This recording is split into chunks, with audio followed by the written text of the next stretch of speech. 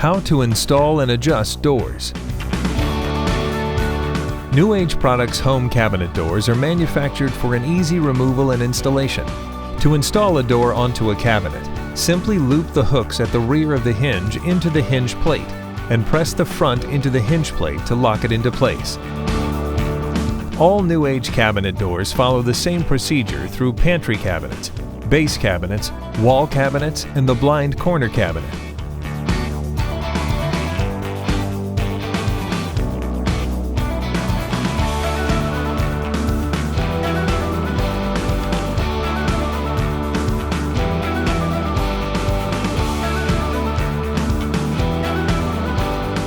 Once all hinges are locked into place and all doors have been installed, remove the protective film on your cabinet doors.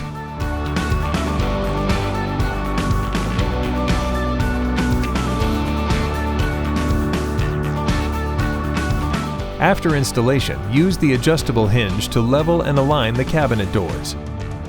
Hinges are manufactured with three-way adjustability, horizontally by adjusting screw A, the depth of the drawer using screw B, and vertically using screw C.